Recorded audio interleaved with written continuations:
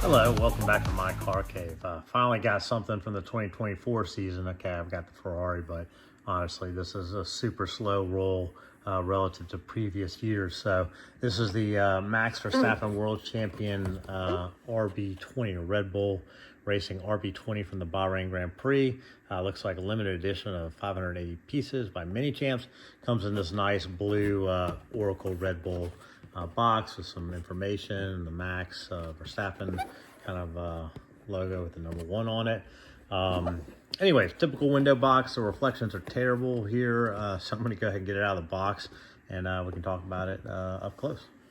Okay, so let's look at Max's championship-winning RB-20 from 2024. So this is the successor to the all-conquering RB-19, which won all but one regular race and one sprint season race.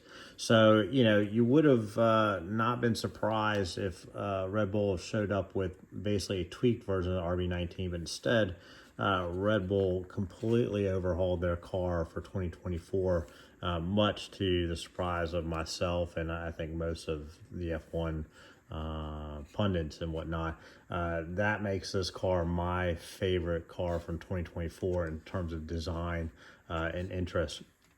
Primarily because they did things like this. They incorporated the cannons that were predominant from the Mercedes of 2023.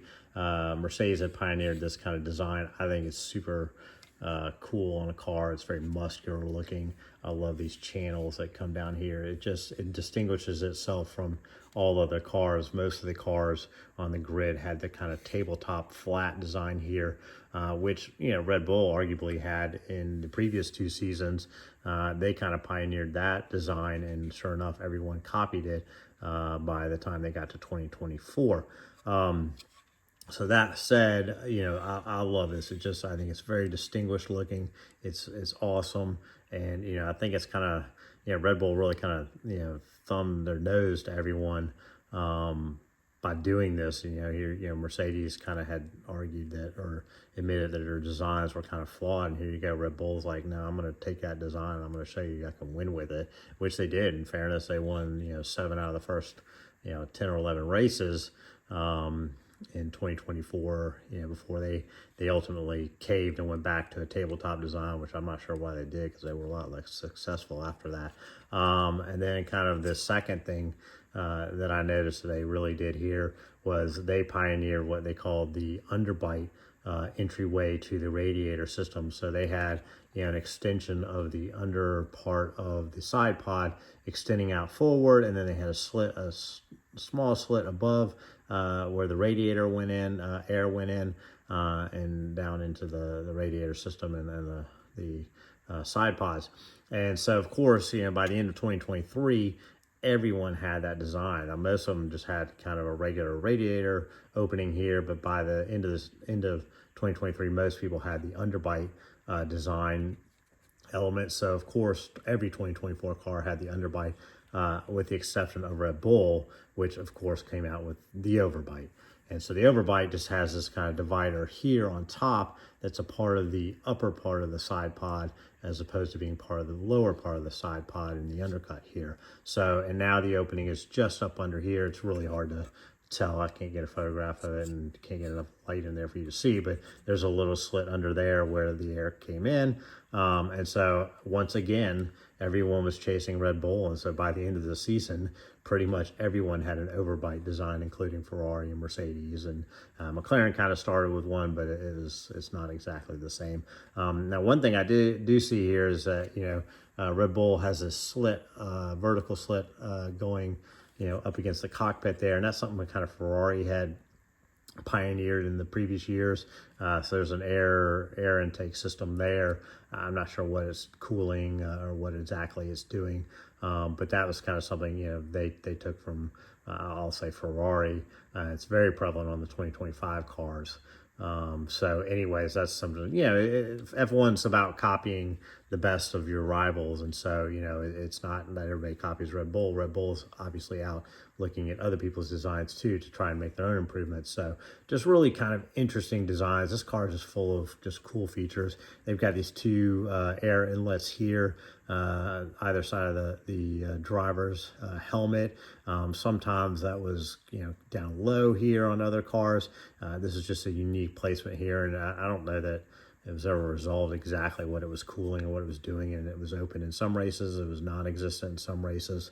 So really kind of interesting. So just overall, I think a really cool designed car.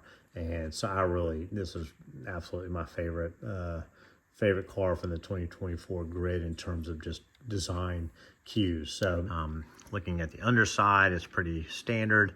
The Venturi tunnel, the fences, all that kind of looks the same. It is definitely different than the 2023 car, particularly when you get these little elements here. There's some areas here and here, and even to the back that are slightly different, but you know, that's kind of, they all look kind of similar.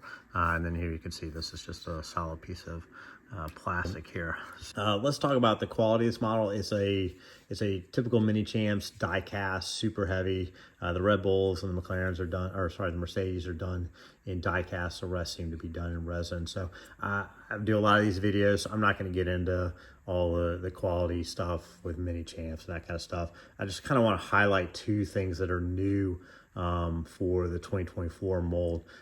First off is this new carbon fiber graphic, and I call it either pressed carbon fiber or raw carbon fiber. I first kind of noticed this stuff on McLarens and Lamborghinis as a cosmetic element. Instead of having a carbon fiber weave pattern like you have here, they had this kind of raw carbon fiber glossy look that, you know, that was kind of aesthetically appealing for interior bits and wings and that kind of stuff. So it was really interesting when it showed up on the Red Bull last year. I was kind of curious about how that was going to translate on Minichamps and Spark and how they did it. And I think Minichamps did a fantastic job. And I'll throw a photo up here just so you can kind of see it. But all of this element here, and then up underneath the side pod, this undercut here, that's all that, you know, kind of raw carbon fiber look. Now it's a matte version, not a glossy version, but just super interesting.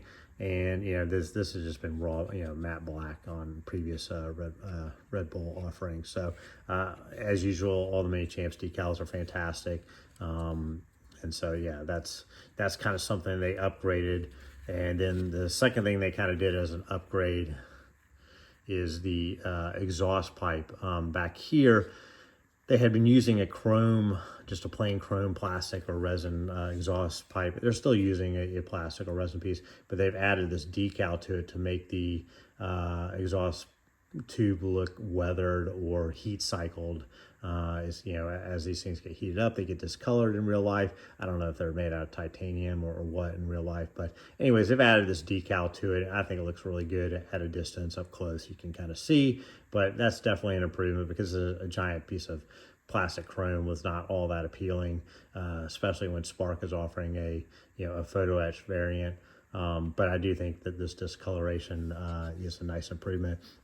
It's not a lot of opportunities for these guys to improve models, you know, the quality of the models year over year, but I think Minichamps did a great job. The only kind of real nitpicky thing is they did make a decal here that appears to have fake vents in it. That's super cheap and chintzy for, you know, Minichamps to do. I mean, I would expect that on a Solido or a Barago maybe, but like, this is a plastic piece. They could have had a mold here, just like you have this 3D element for the vents here. I just don't know why they would have done that. They do it all the time, and that just to have a decal with this fake, you know, vents in it seems crazy, unless Red Bull actually did that at the race, which I find hard to believe. But anyways, that's kind of, in my opinion. Just other little quality issues is Max's helmet is kind of askew. I don't know if he's, you know, asleep or turning or what. But anyways, that's kind of And then the other thing I've been having this problem on a lot of my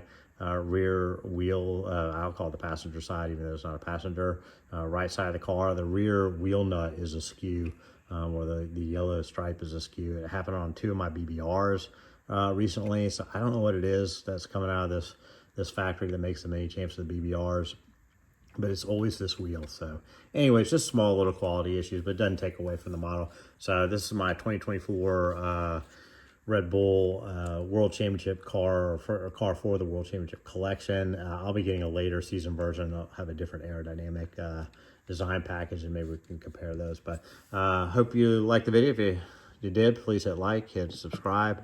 Always love the comments, so please put some comments if you have any questions, and I'll have some more videos soon.